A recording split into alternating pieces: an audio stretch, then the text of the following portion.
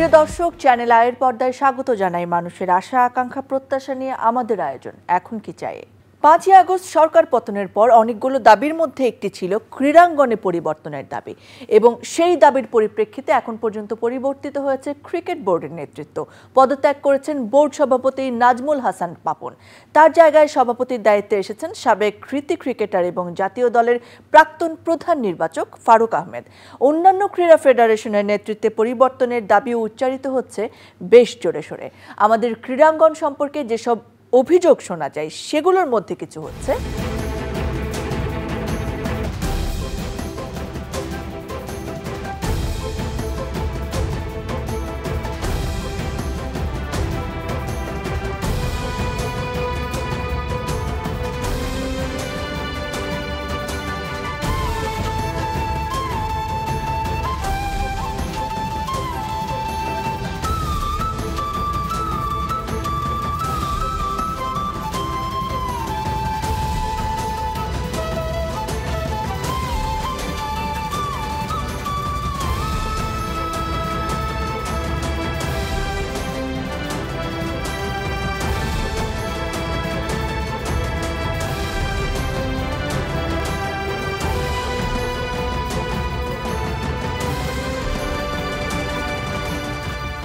তৃণমূল বা জেলা পর্যায়ে ক্রিকেট কার্যক্রমের অপ্রতুলতা এবং অনুপস্থিতি। ক্রিকেট বোর্ডের সভাপতি হচ্ছেন সর্বময় ক্ষমতার অধিকারী, যিনি যা চান সেটাই হয়।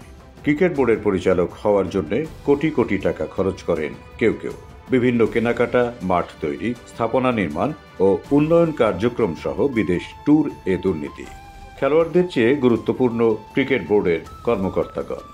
বোর্ডের কার্যক্রম ও সিদ্ধান্ত গ্রহণে রাজনৈতিক হস্তক্ষেপ। ফুটবল ফিফার গাইডলাইনের ব্যত্যয় ঘটিয়ে ফুটবল ফেডারেশনের নির্বাচনে রাজনৈতিক প্রভাব ও হস্তক্ষেপ। রাজধানী ঢাকার বাইরে নেই সংগঠিত ফুটবল চর্চা, নেই বয়সভিত্তিক ফুটবল প্রতিযোগিতা, আঞ্চলিক প্রতিযোগিতা। কোচ নিয়োগ সহ কর্মকর্তা ও কর্মচারী নিয়োগে অনিয়ম, ক্রয় বাণিজ্য। ফেডারেশনের অকার্যকর ভূমিকা, অমনোযোগ ও দায়িত্বহীনতায় বাংলাদেশে ফুটবলের অবস্থানের অব্যাহত ক্রমাবনতি। ফুটবলের ওয়ার্ল্ড র্যাঙ্কিংয়ে বর্তমানে বাংলাদেশের অবস্থান 184 নম্বরে।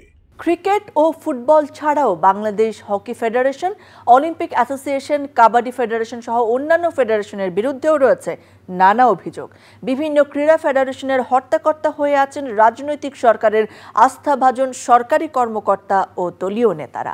সত্যিকার ক্রীড়া সংগঠক এবং প্রথিতযশা খেলোয়াড়রা উপেক্ষিত এসব ফেডারেশনে। প্রতিটি ফেডারেশনে রয়েছে গণতন্ত্রের অভাব। ফেডারেশনের নেতাদের অনেকে ক্ষমতার জোরে নেতৃত্ব কুক্ষিগত করে রেখেছেন বছরের পর বছর। নেই কোনো জবাবদিহিতা, স্বেচ্ছাচারিতা ও বৈষম্যের অভিযোগ রয়েছে অনেক ফেডারেশনের বিরুদ্ধে। বাংলাদেশের ক্রীড়া জগতের জন্য অত্যন্ত গুরুত্বপূর্ণ সরকারি প্রতিষ্ঠান হলো জাতীয় ক্রীড়া পরিষদ। এই পরিষদ বিশেষ করে এর কর্তা ব্যক্তিদের বিরুদ্ধেও রয়েছে বিভিন্ন দুর্নীতি এবং অনিয়মের অভিযোগ। বিভিন্ন সময়ে এনএসসির কেনাকাটা, স্টেডিয়াম ও বিভিন্ন স্থাপনা নির্মাণ ও সংস্কারে উঠেছে দুর্নীতির অভিযোগ। যুব ও ক্রীড়া মন্ত্রীর পদাধিকার বলে এনএসসির চেয়ারম্যান।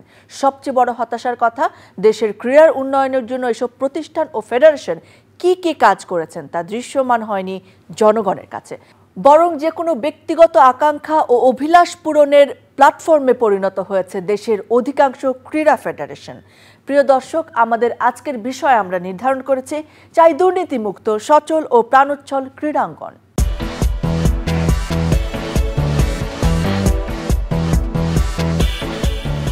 প্রিয় দর্শক, এই বিষয়ে কথা বলার জন্য স্টুডিওতে আজকে আমার সঙ্গে উপস্থিত রয়েছেন সাফ স্বর্ণজয়ী ভারোত্তোলক মাবিয়া আক্তার। স্বাগত জানাচ্ছি আপনাকে। আমাদের সঙ্গে রয়েছেন ক্রীড়া সংগঠক তরফদার মোহাম্মদ রুহুল আমিন। স্বাগত আপনাকে। রয়েছেন জাতীয় দলের সাবেক ক্রিকেটার জনাব সানোয়ার হোসেন। স্বাগত জানাচ্ছি। ধন্যবাদ। আমরা যে বিষয়টি আজকে নির্ধারণ করেছি, ক্রীড়া ক্ষেত্রে যে দুর্নীতি এবং অনিয়মের কথা আমরা দীর্ঘদিন ধরে শুনে আসছি, সেখানে আমরা পরিবর্তন চাই। তবে তার আগে কি কি হয়েছে সেটা সম্পর্কে মনে হয় আপনাদের কাছে যদি শুনি, আমাদের আলোচনাটা কন্টিনিউ করতে সেটা সহজ হবে। ক্রীড়াঙ্গনে যে বিভিন্ন দুর্নীতি এবং অনিয়ম দেখতে পাই, সে বিষয়ে আপনাদের বক্তব্য কি? আমি মাবিয়া আক্তার আপনাকে দিয়ে শুরু করতে চাই। একজন কোচের ঠিক মতো ট্রেনিং করানো এইটা তাদের আমার মনে হয় কোচদের দিক থেকে এটা আমি বলতে পারি যেটা আমার সাথে কখনো হয়নি বা আমাদের ওয়েট লিফটিংয়ে অনেকের সাথে এরকম হয়। তো তাদের জায়গা থেকে যদি তারা নিউট্রাল থাকতেন তাহলে হয়তো এই জিনিসটা আমরা আজকে আরও ভালো জায়গায় যেতে পারতাম, আমার কাছে এটা মনে হয়েছে। এবং আমার ফেডারেশন থেকে এমন খুব দৃশ্যমান কোনো দুর্নীতি আমি এখনো পর্যন্ত দেখিনি, কিন্তু হ্যাঁ একটা জিনিস যেটা বলবো যেটা আমি ফেডারেশনের সাথে ঘটতে দেখেছি, আমি প্লেয়ার ফেডারেশন থেকে কিছু পাইনি কিন্তু ফেডারেশনের সাথে এমন দুর্নীতি আমি ঘটতে দেখেছি।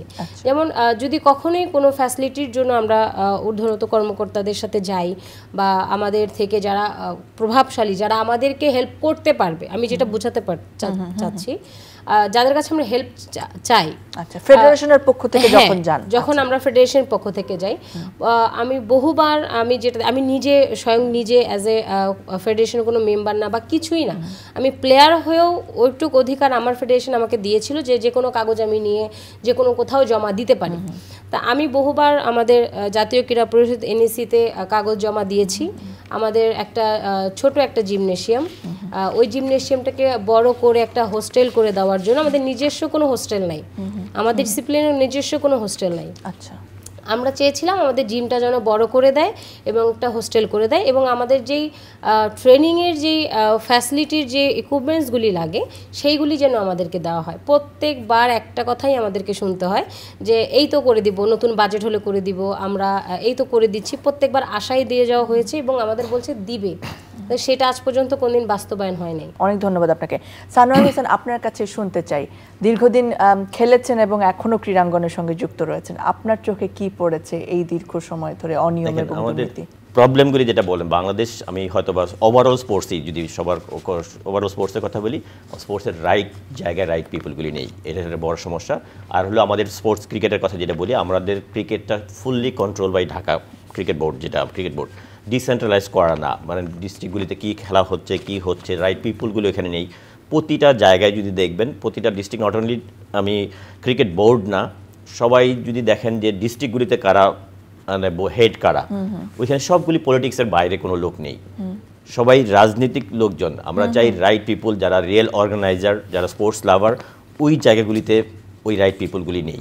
এইটা যতদিন পর্যন্ত না হবে, প্লাস হলো যদি কন্ট্রোলটা যদি সেন্ট্রাল থেকে যদি ডিসেন্ট্রালাইজ করা না হয়, আমাদের এই স্পোর্টসগুলি খুব ভালোভাবে মানে আমার যে প্রবলেমগুলি আছে কন্টিনিউ করেই থাকবে। আমরা চাই যে যত সমস্যাগুলি, মেইন সমস্যা ছিল যেটা হলো যে আমার মনে হয় যে রাজনীতিকরণ একটা বড় ফ্যাক্টর, প্লাস হলো সঠিক লোকগুলি ওই সঠিক জায়গায় নেই। অনেক ধন্যবাদ আপনাকে। তরফদার মোহাম্মদ রুহুল আমিন, আপনার কাছে একই প্রশ্ন নিয়ে শুরু করতে চাই, অনিয়ম এবং দুর্নীতি আমাদের সমগ্র ক্রীড়া ক্ষেত্রে আপনার বক্তব্য। আসলে ওনাদের দুজনের সাথে কন্টিনিউশন করে আমি কথা বলি। আসলে আমাদের টোটাল স্পোর্টস যারা আমরা স্পোর্টস নিয়ে যারা কাজ করি, অর্গানাইজার যারা আমরা আছি, যারা খেলাধুলা করতেছে, এখানে একদম মানে তৃণমূল থেকে সেন্ট্রাল পর্যন্ত এই যে টোটাল যে পলিটিসাইজ হয়ে গেছে, এই পলিটিসাইজ থেকে আমাদেরকে বেরোতে হবে। যেটা বলে গেছে সানোয়ার যেটা বলেছে ইজ কারেক্টলি সেইড, যে এখানে মানে যোগ্য লোকের যোগ্য জায়গায় বসতে হবে। কিন্তু এখন এখানে হয়েছে কি যে দীর্ঘ 15 বছর 17 বছর যেটাই বলি না কেন, আমরা আমাদের স্পোর্টসের রন্ধ্রে রন্ধ্রে আমাদের এখানে পলিটিক্স ঢুকে গেছে এবং পলিটিক্যাল লোকজনগুলো ওখানে বসে গেছে। সে একটা কমিটি যখন আপনি করবেন, একজন কমিটির সেক্রেটারি ডিস্ট্রিক্ট লেভেলে যদি বলি, এখন সেক্রেটারি হচ্ছে ওইখানকার লোকাল আমাদের ওই যে সমস্ত পলিটিক্যাল পার্টি আছে তার সভাপতি হবে অথবা সেক্রেটারি হবে, সে হচ্ছে আবার ক্রীড়া সংস্থার সেক্রেটারি। সে যখন ক্রীড়া সংস্থার সেক্রেটারি হচ্ছে, তার সাথে যে সমস্ত পরিষদবর্গ হচ্ছে তারাও কিন্তু বিভিন্ন ওই একই দলের বিভিন্ন লোকজন। তাহলে কি হচ্ছে যে আপনার রিয়েল যে যারা অর্গানাইজার তারা কিন্তু বাদ পড়ে যাচ্ছে। যখনই বাদ পড়ে যাচ্ছে তখন কিন্তু ওই যে তার যে দায়িত্বটা আছে ওই ডিস্ট্রিক্টের খেলাধুলা বিভিন্ন ডিসিপ্লিনের যে সমস্ত স্পোর্টসগুলোকে অর্গানাইজ করতে হবে, খেলতে হবে, এবং তৃণমূল পর্যায়ে যদি আমাদেরকে প্লেয়ারদেরকে যদি আমরা না উঠায় নিয়ে আসি তাহলে তো এগুলো কাজগুলো হবে না। এবং সবাই ওখানে যে পদবি নিয়ে বসে আছে আর ঢাকার দিকে সেন্ট্রালের দিকে তাকিয়ে থাকে। ইট ইস এ বিগ প্রবলেম। এটা কিন্তু শুধুমাত্র একটা জায়গা নেই, প্রত্যেকটা ডিসিপ্লিনের এই অবস্থা। যে ইনফ্রাস্ট্রাকচারটা আমাদের এক্সিস্টিং আছে সেটাকে তো আমাদেরকে কাজে লাগাতে হবে, সেটা কিন্তু কোনো কিছু নেই। আর পলিটিক্যাল তো ইস্যু তো অবশ্যই আছে। খেলোয়াড় তৈরি, তাদের পৃষ্ঠপোষকতা তেমন কোনো ইনভেস্টমেন্ট কিংবা পৃষ্ঠপোষকরা আসবে কি করে? মনে করেন যে একটা কোম্পানি, যেমন আমরা আমাদের কোম্পানি সাইপ পাওয়ারটেক বাংলাদেশের একদম মানে বিভিন্ন ডিসিপ্লিনে, তার মধ্যে ফুটবলের সবচেয়ে বেশি, ফুটবল আমাদের দাবা, আমাদের অলিম্পিকে প্রচুর আমরা ইনভেস্টমেন্ট করি এবং বাংলাদেশে অনেকগুলো কর্পোরেট হাউসও করে এগুলো। এখন এই যে টাকাগুলো দেওয়া হচ্ছে, গভর্নমেন্টের কোনো পলিসি নেই। আমি আমার কষ্টার্জিত টাকা যখন আমি স্পোর্টসে দিব, তাহলে এটা তো আমার একটা মানে আমাদের সিএসআর এর মতো কিন্তু অবস্থা। আমি একটা নেশনকে সার্ভিস দিচ্ছি, তাহলে এই টাকার উপরে ট্যাক্সটা আমাকে মৌকুফ হতে হবে, তা কিন্তু হচ্ছে না। আমি টাকা দিচ্ছি, এই টাকার উপরে আমার পুরো ট্যাক্স দিতে চাই, সব কিছু দিতে চাই, তাহলে আমার ট্যাক্স পেইড মানে হিউজ ট্যাক্স আমাদেরকে পেমেন্ট করতে হবে। সর্বোপরি একটা ব্যবস্থাপনা একটা বড় গ্যাপ রয়ে গিয়েছে। কোনো ব্যবস্থাপনা নাই। যদি ব্যবস্থাপনা থাকতো তাহলে আজকে বাংলাদেশের স্পোর্টসের এই অবস্থা কিন্তু হতো না। ট্রু। আপনি একটা দারুণ কথা বলেছেন যে কন্টিনিউয়েশন আমরা পাই না, একটা দুটো সাফল্য যে আমরা পাই না তা না, এবং সেটিতে আমরা বাদ ভাঙা আনন্দ পাই। গত 25শে অগস্ট যদি আমরা বলি পাকিস্তানের বিপক্ষে বাংলাদেশের যে টেস্ট জয়, পুরো বাংলাদেশ এই দুঃসময়েও একটা দারুণ আনন্দ আমরা উপভোগ করেছি, উদযাপন করেছে। এরকম ছোট ছোট আনন্দ যেমন পাই, আমরা কিন্তু বেশিরভাগ সময় হতাশ হই আমাদের ক্রিকেটের যে পারফরমেন্স সেটিকে দেখে। কারণ ক্রিকেটই কিন্তু বাংলাদেশের, আমি যদি বলি, সবচেয়ে বেশি উদযাপন করার কিংবা সবচেয়ে বেশি সম্ভাবনা এখনো পর্যন্ত আমরা মনে করি তাকে দৃশ্যমান অর্থে। কিন্তু সেই জায়গায় কেন আমরা এই ধারাবাহিকতা রক্ষা করতে পারছি না? আমি সানোয়ার হোসেন আপনার কাছেই শুনতে চাই এটা নিয়ে। দেখেন, আমরা সবাই চাই বাংলাদেশের উন্নতি। স্পোর্টসটা একটা পার্ট, আমাদের স্পোর্টসটা এমন একটা সেক্টর, এটার মাধ্যমে কিন্তু বাংলাদেশকে সবচেয়ে বেশি ব্র্যান্ডিং করার অপরচুনিটি আছে। আমরা যদি শুরু থেকে বলি, আমরা যখন ক্রিকেট খেলতাম, আমরা যখন ফার্স্ট টেস্ট ক্রিকেট খেলতে যেতাম, বাইরে যেতাম, তখন আমাদের বোঝাতে হতো যে আমরা কোন দেশের, ইন্ডিয়ার পাশে অ্যাটলিস্ট বলতে হতো। অনেক দেশে ইউরোপিয়ান কান্ট্রি, যখন আমরা নিউজিল্যান্ড, অস্ট্রেলিয়া গিয়েছি, যখন আমরা আবার টেস্ট স্ট্যাটাস পেয়ে গেলাম, পাকিস্তানকে হারিয়ে এলাম ওয়ার্ল্ড কাপে, এরপরে আমরা যখন গিয়েছি তখন বলছি, যখন আমরা যাই তখন বাংলাদেশি ক্রিকেটার। এবং স্পোর্টস একটা বড় ব্র্যান্ডিং, এটা ভালো করতে হলে শর্টকাট কোনো রাস্তা নেই। আমরা হয়তো চিন্তা করি যে এই প্রবলেমগুলি ওভারনাইট সমাধানের কোনো শোধ নেই। আমরা হয়তো টেস্ট ক্রিকেট, আপনি যেটা বলছেন, হয়তো আমরা খুব কালে ভদ্রে একটা দুইটা বড় পারফরমেন্স পাই, বিশেষ করে টেস্ট ক্রিকেটে আরও বেশি। ওয়ান ডেতে হয়তো আমরা বেশ কিছু পারফরমেন্স আছে, টেস্ট ক্রিকেটে আমাদের পারফরমেন্সটা খুব কম। এই জন্য আমাদের কাছে অনেক বড় অ্যাচিভমেন্ট, পাকিস্তানের এগেনস্টে পাকিস্তানি যে আমরা জেতা, এটা বড় অ্যাচিভমেন্ট। কিন্তু কন্টিনিউয়াস এই পারফরমেন্সটা আমরা পাবো না, ধারাবাহিকভাবে এই পারফরমেন্সটা পারবো না, বিকজ অফ আমাদের পাইপলাইন, আমাদের ইনফ্রাস্ট্রাকচার, যেই জায়গাগুলিতে আমাদের ক্রিকেট খেলি, আমাদের ডোমেস্টিক ক্রিকেটগুলি যতদিন পর্যন্ত ওই স্ট্যান্ডার্ড ইমপ্রুভ করতে না পারবো, আমরা যে ধরেন বিভিন্ন ডিস্ট্রিক্টে যেই ধরনের উইকেটে খেলা হয়, রেগুলার টুর্নামেন্ট হয় না, রেগুলার লিগ হয় না, এইজ লেভেলে হয় না। ঢাকা লিগটা একটা সময় এখান থেকে প্লেয়ার আসার বড় একটা অপরচুনিটি ছিল, এই লিগটাকে মিসম্যানেজমেন্টের কারণে এখন কিছু প্লেয়ার টিমগুলি এমন হয়ে গেছে যে কে জিতবে কে হারবে অনেক আগে থেকে ডিসাইড হয়ে যায়।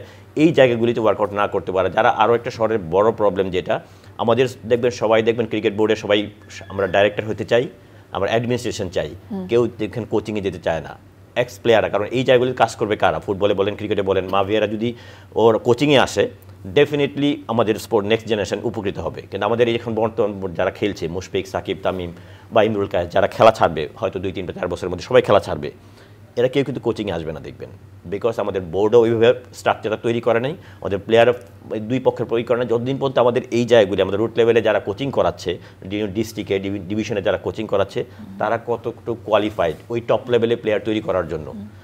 আমরা হয়তো এইখানে পারফরমেন্স করবো, ইন্টারন্যাশনাল পারফরমেন্সটা আরও ডিফিকাল্ট। মাভিয়ারা জানে কতটুকু হার্ডওয়ার্ক করে একটা স্ট্যান্ডার্ডে দিয়ে তারপর আর আগাতে পারে না, বিকজ এটার জন্য অনেক কিছু পিছনে ওয়ার্কআউট করতে হবে এবং লং টাইম প্রসেস। অনেক ধন্যবাদ আপনাকে। আমি একটু মাবিয়া আক্তার আপনার কাছে আসতে চাই যে এই যে আমরা বলি ক্রিকেট, ফুটবল বড় আকারে এই খেলাগুলোর নাম বলি বাংলাদেশে কিংবা পৃথিবীতে, এর বাইরেও কিন্তু অনেক খেলা রয়েছে যেগুলোতে যদি আমরা ইনভেস্ট করি কিংবা সেগুলোর পরিচর্যা করি, জাতীয় বা আঞ্চলিক এবং আন্তর্জাতিকভাবে আমরা আসলে ভীষণ ভালো করতে পারি। Shooting, archery, kabaddi, judo, handball কিংবা আপনার ভারোত্তোলন, এই সবগুলো জায়গা আপনার কি মনে হয় যে এই খেলাগুলোকে কেন গুরুত্ব দেওয়া হচ্ছে না সেভাবে? প্রথমত যারা যে সেক্টরে খুব নিজের সম্মানীয় জায়গাটা ধরে রেখেছেন, তাদের, যেমন আমরা স্পোর্টসে কাদেরকে চিনি, জাতীয় ক্রীড়া পরিষদ এবং অলিম্পিক অ্যাসোসিয়েশন, আমি যদি ভুল না করি, তাদের কিন্তু নিজ উদ্যোগ, এটা কিন্তু তাদের এর জন্যই বসানো হয়েছে ওইখানে, যে প্রত্যেকটা ডিসিপ্লিনকে মেনটেন করা, মানে তাদের পারফরমেন্স চেক করা, তাদেরকে ওই পরিমাণের ফ্যাসিলিটি দেওয়া। এটা যেটা আমি যেটা এত বছরে, আমার 14 বছরের ক্যারিয়ারে দেখেছি। আপনার মনে হয়েছে যে আপনি ওয়েট লিফটিংয়ের, উনি প্রেসিডেন্ট সেক্রেটারি, আমার ওনাকে ব্যক্তিগতভাবে পছন্দ না, আমি ওর ডিসিপ্লিনটাকে কোনো রকম সুযোগ সুবিধা দিব না। এটার কারণে ওই প্লেয়ারটাকে যে কোনো গেমস থেকে বা যে কোনো জায়গা থেকে টেকনিক্যালি সরিয়ে দেওয়া। কারণ আমরা আমি মনে করি আমরা স্পোর্টসে বেশি সহজ, মানে সাদাসিধাভাবে চলি। আমি এই ওয়ার্ডে বললাম, এখন কেউ কোনো কিছু বললে না, থাক ক্যারিয়ারটা একদম দুমড়ে মুচড়ে যাবে, থাক আমরা কিছু না বলি, একটা গেছে, নেক্সট টাইম আরেকটা আসবে। এটা ম্যাক্সিমাম প্লেয়ারদের থিঙ্কিং এইটা। তো এখন আমি আমার সাথে ঘটে যাওয়া একটা কথা বলি, লাস্ট এই প্যারিসে যে অলিম্পিকটা হলো সেটা একটা স্কলারশিপ চলেছে 4 বছরের। আচ্ছা, সে স্কলারশিপে আমি 6 মান্থের টাকা আমার অ্যাকাউন্টে আসছে, আমি স্কলারশিপ পেয়েছি, আমাকে সেই লেটারটা পর্যন্ত দেওয়া হয়েছে।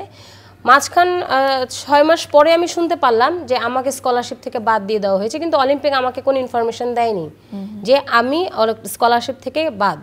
আমি একটা পেপার কাটিং থেকে জানতে পেরেছি আমার থেকে খুব ভালো আরও ডিসিপ্লিনের রেজাল্ট করছে তারা, কিন্তু যাদেরকে স্কলারশিপ দেওয়া হয়েছে তাদের র্যাঙ্ক এবং তাদের স্ট্যান্ডার্ড আমার থেকে অনেক নিচে।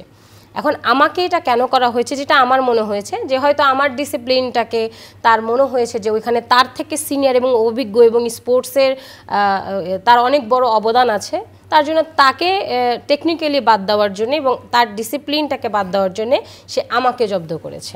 ওনাদের কোচরা ট্রেনিং করাচ্ছে কি করাচ্ছে না টিমকে, এটা ওনাদের কোনো মাথা ব্যথা নাই। ওনাদের কোচরা কোন ডিসিপ্লিনে যে হলো কোচ হয়ে আছে ওনাদের সেইটা মাথা ব্যথা। তার কোচরা বেতন পাচ্ছে কিনা সেটা তাদের মাথায় প্রচণ্ড পরিমাণে হ্যাডেক। কিন্তু প্লেয়ারদের অ্যাকচুয়ালি ট্রেনিং করাচ্ছে কিনা, প্লেয়াররা অ্যাকচুয়ালি ট্রেনিংয়ে আছে কিনা সেটা তাদের কোনো রকম নজরদারি নেই। একটা হোস্টেল নাই, এবং জাতীয় ক্রীড়া পরিষদের কিন্তু হোস্টেল একটা ভবন আছে যদি আমি ভুল না করি, সেই ভবনের মধ্যে ওনাদের স্টাফরা থাকে, হ্যাঁ, কিন্তু প্লেয়ারদেরকে 2 মাসের জায়গায় আপনি যদি একদিন রুম ভাড়া না দেন, ওটা হোস্টেল বেড ভাড়া হিসেবে আমাদের হোস্টেলিংটা চলে, তো ওইখান থেকে আপনার ওই ফেডারেশনের প্লেয়ারটাকে ওই ডিসিপ্লিনটাকে রুম থেকে বের করে দেওয়া হয়। আমি বাংলাদেশকে ওই রেজাল্টটা দিয়েছি যেটা ওয়েট লিফটিংয়ের ইতিহাস এখনো পর্যন্ত এই রেজাল্টটা টু টাইম সাউথ এশিয়ান গেমসে গোল্ড পাইনি। বাংলাদেশে এখনো পর্যন্ত পরপর 2 বার সাউথ এশিয়ান গেমসে গোল্ড আসেনি ইন্ডিভিজুয়াল ডিসিপ্লিনে। আমি তো দেখছি স্পোর্টসের ফিউচারটা কি, তাহলে আমি তো আর স্পোর্টসে থাকবো না। সর্বোচ্চ দেওয়ার পরেও যেহেতু দেখছি স্পোর্টসের সম্মানটা আমার নাই, কোচ তো আমি হবই না। তারপরেও যে আপনারা আমাদের জন্য গৌরব বয়ে আনেন সেটি আমাদের আশা দেয় যে যদি আমরা এই জায়গাগুলোতে কাজ করতে পারি আমরা আরও অনেক দূর এগিয়ে যেতে পারবো। মাবিয়া, আপনাদের সকলকে শ্রদ্ধা জানাচ্ছি যারা এই প্রতিকূল পরিবেশেও আমাদের জন্য লড়ে যাচ্ছেন, বাংলাদেশের নাম উজ্জ্বল করছেন বিশ্বের বুকে। আমি একটুখানি তরফদার মোহাম্মদ রুহুল আমিন আপনার কাছে আসতে চাই। ফুটবল নিয়ে আমরা কিন্তু আশার যে ছোট বাতি সেটা প্রায় দেখতে পাই, আমাদের নারী ফুটবলে আমাদের মেয়েরা ভীষণ ভালো করছেন, তবে তারপরেও বাংলাদেশে কি ফুটবলের জনপ্রিয়তা, আমাদের দেশীয় ফুটবল আমরা বিশ্বকাপে দেখি যে আমাদের অনেক উন্মাদনা ফুটবলকে নিয়ে, কিন্তু আমাদের দেশের টিমকে নিয়ে আমাদের স্বপ্ন বা উচ্ছ্বাস কি হারিয়ে যাচ্ছে কিনা দিনে দিনে, আপনি কি মনে করেন? আমাদের দেশের ফুটবলটা আসলে গত 17 বছরে একদম মানে মাটির সাথে মিশিয়ে দেওয়া হয়েছে। তার মেজর কারণ হচ্ছে এই পলিটিক্স, এই পলিটিসাইজ করে ফুটবল ফেডারেশনের যারা ব্যক্তি বসে আছেন তারা নিজস্ব বিভিন্ন প্রভাব খাটিয়ে, সরকারের প্রভাব খাটিয়ে তারা দিনের পর দিন 16টা বছর তারা এই ফুটবল ফেডারেশনকে রুল করতেছেন। 2008-এ হচ্ছে যিনি বর্তমান প্রেসিডেন্টের কথা যদি আমি বলি, 2008-এ কিন্তু উনি প্রেসিডেন্ট হয়ে, আমি ওনার প্রতি সম্মান রেখে বলি, 2008-এ উনি ফুটবল ফেডারেশনের প্রেসিডেন্ট হয়েছেন। তখন ফুটবলের র্যাঙ্কিং ছিল 150-60-এর কাছাকাছি। আজকে আমাদের এই 2024-এ যদি আমি চলে আসি, আমাদের ফুটবল র্যাঙ্কিং অ্যারাউন্ড 182-84-র মধ্যে চলে গেল। এবং এই কমিটির বেশিরভাগ লোক কিন্তু সেই 2008 থেকে এখনও পর্যন্ত আছে। তার মধ্যে যারা এটার সাথে মানে আপনার কোঅপ করতে পারেনি তারা চলে আসছে, তারা এখন রিজাইন করেছে, তাদেরকে বের করে দেওয়া হয়েছে, হিউমিলেট করা হয়েছে, অনেক কিছু করা হয়েছে। এবং নির্বাচনেও কিন্তু প্রপার নির্বাচনও কিন্তু ঠিকমতো যে প্রতিদ্বন্দ্বী দাঁড়ানোর মতো অবস্থা কিন্তু ওনারা রাখতে পারে নাই। আচ্ছা, এখানে জবাবদিহিতার কোনো নীতি রয়েছে যে কেন তিনি দীর্ঘদিন থাকার পরেও এরকম পিছিয়ে? জবাবদিহি হচ্ছে, কে জবাবদিহি করবে? আপনি যখন কথা বলতে যাবেন আপনাকে তো জেলে নিয়ে যাবে, আপনার ব্যবসা বাণিজ্য বন্ধ করে দিবে। তাহলে আপনি কারো কাছে জবাব চেতে পারবেন না।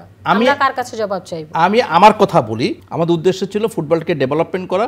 তারপরে 2020-এর যে নির্বাচনটা যদি আসে ওই নির্বাচনের সময় আমরা এটা নিয়ে কাজ করেছি, আমরা তো বুঝে গেছি কীভাবে এটাকে ডেভেলপ করতে হবে। আমরা যখন নির্বাচনের জন্য রেডি হলাম 2020-এ, তার আগে থেকে কিন্তু আমাদের এগেনস্টে ষড়যন্ত্র শুরু হলো। 2018 সাল থেকেই ষড়যন্ত্র শুরু হলো। আমাদের সালমান এফ রহমান সাহেব উনি তো বিজনেসের জন্য উনি ছিলেন হচ্ছে প্রধানমন্ত্রী, ওই সময় মানে বিগত প্রধানমন্ত্রীর শিল্প উপদেষ্টা ছিলেন, কিন্তু শিল্প উপদেষ্টা হয়েও উনি এমন কোনো সেক্টর নাই সেখানে তিনি হাত দেন নাই, নষ্ট করেন নাই। এবং স্পোর্টসটাকে উনি নিজে হাতে নষ্ট করেছেন। ফুটবলটাকে নিজে হাতে নষ্ট করেছেন। আমরা যখন 2018 থেকে যখন সবাই বুঝতেছে যে আমরা ফুটবল নির্বাচন করব, তখন থেকে কিন্তু আমাদের উপরে ওনার চোখ চলে আসছে এবং আমাদের চিটাগাং পোর্টের সহ বিভিন্ন জায়গায় যে ব্যবসা বাণিজ্য করি সেই ব্যবসা বাণিজ্যকে বন্ধ করার জন্য উনি একদম পুরা কমপ্লিট একটা ম্যাপিং করে ফেলেছিলেন, আমাদের বিজনেস থেকে বের করে দিবেন। 2020 নির্বাচনে আমরা কিন্তু নির্বাচন করতে পারিনি এবং আমরা দেশে থাকতে পারিনি। আমাকে দেশ থেকে মানে ইনডাইরেক্টভাবে আমি দেশ থেকে বেরিয়ে যেতে হয়েছিল। এর কারণ হচ্ছে যে যারা বসে আছে তারা ক্ষমতাটাকে কুক্ষিগত করে রেখেছে এবং দেশের এই স্পোর্টসটাকে, ফুটবলটাকে, আমি স্পোর্টস তো সমস্ত ডিসিপ্লিনের অবস্থা অত্যন্ত খারাপ, শুধুমাত্র ক্রিকেটটাকে একটু বেটার পজিশনে আছে, এছাড়া একটা ডিসিপ্লিন কিন্তু ঠিক নেই। আপনাদের তিনজনের কাছেই জানতে চাইবো যে এখন কি চাই আসলে পরিবর্তনের এই সময়ে, কেমন করে দেখতে চান ক্রীড়াঙ্গনকে? সানোয়ার হোসেন, আপনাকে দিয়ে শুরু করব। স্পেসিফিক্যালি আপনার কাছে ক্রিকেটের ক্ষেত্রেই জানতে চাই আমি, ক্রিকেটে যদি আমরা উন্নতি করতে চাই, আমাদের আশা আকাঙ্ক্ষার প্রতিফলন দেখতে চাই, কোন কোন জায়গায় পরিবর্তন লাগবে বলে মনে করেন?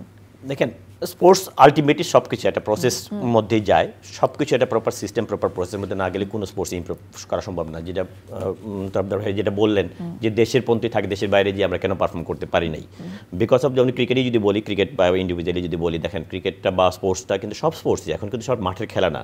এখানে স্পোর্টসের সায়েন্স, টেকনোলজি, বায়োমেকানিজম অনেক কিছু ইনভলভমেন্ট হয়ে গেছে। যারা যেই দেশগুলো আমরা দেখি, অ্যাথলেটিক বলেন, ফুটবল বলেন, ক্রিকেট বলেন, যারা টপ লেভেলে আছে, ওদের ব্যাকগ্রাউন্ড, হিস্ট্রি, ওদের প্রসেস যদি দেখেন, ওরা কোন জায়গায় জোর দিয়েছে, লং টাইম প্রসেস এবং এই যে সায়েন্সের সাথে যে ইনভলভমেন্ট, এগুলি এত বেশি মানে অতপ্রতভাবে জড়িত, এইগুলি যতদিন পর্যন্ত আমরা প্রসেস মেনটেন করতে না পারবো, আমরা তখন হয়তো এই একটা দুইটা পারফরমেন্স দেখবো, কিন্তু ধারাবাহিক পারফর্ম করতে গেলে ওই প্ল্যাটফর্মগুলি আমাদের একবার রুট লেভেল থেকে, স্কুল লেভেল থেকে ওই প্লেয়ারগুলিকে ওইভাবে তৈরি করতে হবে। এবং কারা, আপনার একটা ইনস্টিটিউট তৈরি করতে হলে ওই ইনস্টিটিউটটা প্রপার ইনস্টিটিউট লাগবে, সেম ওয়েতে আপনার ভালো টিচার লাগবে। যে স্পোর্টসের সাথে রিলেটেড যেটা হলো যে স্পোর্টস ইনস্টিটিউট, আমাদের বর্তমান ক্রীড়া উপদেশটা খুব দ্রুততার সহিত একটা স্পোর্টস ইনস্টিটিউট, এটার সাথে সব কিছু স্পোর্টস কিন্তু related, not only cricket, football, সব স্পোর্টস এটার সাথে রিলেটেড। স্পোর্টসের সাথে মানে সায়েন্সটা যে স্পোর্টসের সাথে রিলেটেড, এর সাথে সব অনেক কিছু রিলেটেড, এর সাথে এই ইনস্টিটিউটের মাধ্যমে হয়তো করা সম্ভব। একটা প্রশ্ন না জানলেই নয়, আজকে বিভিন্ন সময় আমরা দেখেছি ক্রিকেটাররা বা অন্য, মাবিয়া আক্তার বলছিলেন যে বৈষম্যের কথা, ক্রিকেট একটা দলের খেলা, তারপরেও আমরা দেখেছি দলে কে যাবে, কোন খেলায় কে খেলবে, এইগুলো নিয়ে যে বৈষম্য হয় সেই ব্যাপারে কি বলবেন? এইটা হয়তো পার্সোনাল কিছু ইস্যু আমরা হয়তো বলতে পারি, যে তামিম সাকিব বড় একটা ইস্যু হয়তো আমরা দেখেছি, দ্বন্দ্ব, এরকম কিছু। কিন্তু ক্রিকেট স্পোর্টসটা এমন বেশি, মানে এত বেশি ফোকাস, এত মিডিয়া রিলেটেড, কিছু লাইকিং থাকে, মানে ধরেন কিছু কোচের লাইকিং থাকে, এটা সব স্পোর্টসই থাকে। হয়তো 19-20 একজন হয়তো মাবিয়া হয়তো তাকে পছন্দ করতে, আরেকজন হয়তো তাকে পছন্দ করতে। ক্রিকেটে এই লাইকিংয়ের কারণে যে খুব বেশি চেঞ্জ হয়েছে আমি এটা বলবো না। ক্রিকেটের প্রসেসটা হলো বড় সমস্যা আমার মনে হয়। এখনও সাকিব, মুশফিক, তামিম, মাহমুদুল্লাহ, এদের উপর আমরা ডিপেন্ডেড। ওই পাইপলাইনটা, ওই রুট লেভেলটা, যে স্ট্রাকচারটা তৈরি করা দরকার, ওই জায়গাটা আমাদের বড় প্রবলেম। অনেক ধন্যবাদ আপনাকে। মাবিয়া আক্তার, এখন কি চান?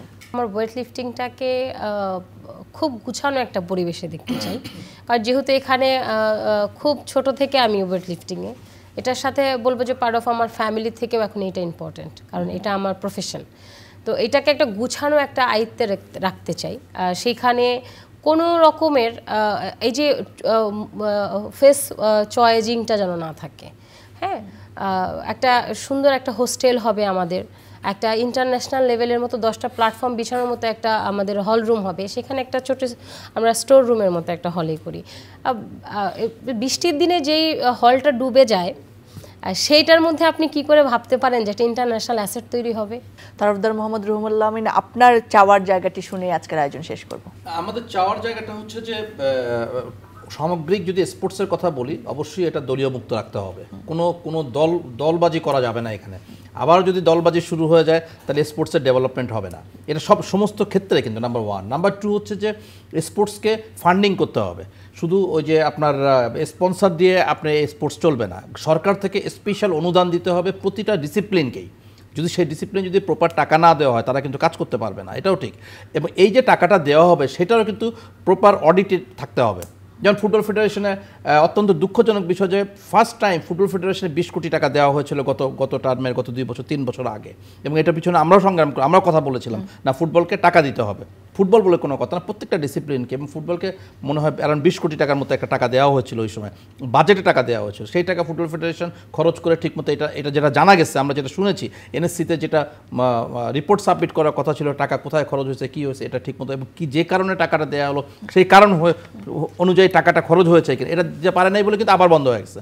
তো আমি আবারও বলি, ফুটবল নট অনলি ফুটবল, প্রত্যেকটা ডিসিপ্লিনে আমাদের সরকার যে আমাদের উপদেষ্টা মহোদয় আছে, উনি তো আমাদের ইয়াং থেকে এসেছেন এবং আমাদের বৈষম্য বিরোধী, ওনাদেরকে আমরা শ্রদ্ধা জানাই, সালাম জানাই। এবং আজকে বাংলাদেশের যে এই যে দৃশ্যপট চেঞ্জ হলো, আমার বক্তব্যের মধ্যে এটাই আগেই বলা উচিত ছিল, এটা আমি আবারও বলি যে যারা এই বৈষম্য বিরোধীতে এই ছাত্র জনতার আন্দোলনে যারা নিহত হয়েছেন তাদের সকলের প্রতি রুহের মাগফিরাত কামনা করি। যারা অসুস্থ হয়েছেন সে পরিবার প্রতি আমাদের সমবেদনা, এবং যে ছাত্ররা আজকে মাঠে এসে আমাদের বাংলাদেশকে একটা জায়গায় নিয়ে যাওয়ার জন্য সংগ্রাম করেছে ওদের প্রতি আমাদের সম্পূর্ণ সমর্থন। এখানে যে নির্বাচনগুলো যেগুলো হয় সেই নির্বাচনগুলো প্রভাব মুক্ত থাকতে হবে, রাজনৈতিক মুক্ত থাকতে হবে। অনেক অনেক ধন্যবাদ আপনাদের তিনজনকে, জানাচ্ছি অনেক কৃতজ্ঞতা আমাদের সময় দেওয়ার জন্য। আমরা ফিরে পেতে চাই সেই উন্মাদনা ভরা ফুটবল, ক্রিকেটে চাই ধারাবাহিক উন্নয়ন ও সফলতা দেখতে চাই ক্রীড়াঙ্গনের সকল ক্ষেত্রে। আর তা পেতে হলে প্রয়োজন দুর্নীতিমুক্ত ও বৈষম্যমুক্ত সচল এবং কার্যকর সংগঠন, ফেডারেশন, যোগ্য নেতৃত্ব। এর জন্য সবার আগে প্রয়োজন যোগ্য লোকের যোগ্য স্থানে অধিষ্ঠান, খেলোয়াড়দের ক্ষেত্রে বৈষম্যমূলক আচরণের সমাপ্তি আর উদ্যোগ ও কর্মকাণ্ডের ধারাবাহিকতা। সেই প্রত্যাশায় শেষ করছি আজকের আয়োজন। আবার দেখা হবে।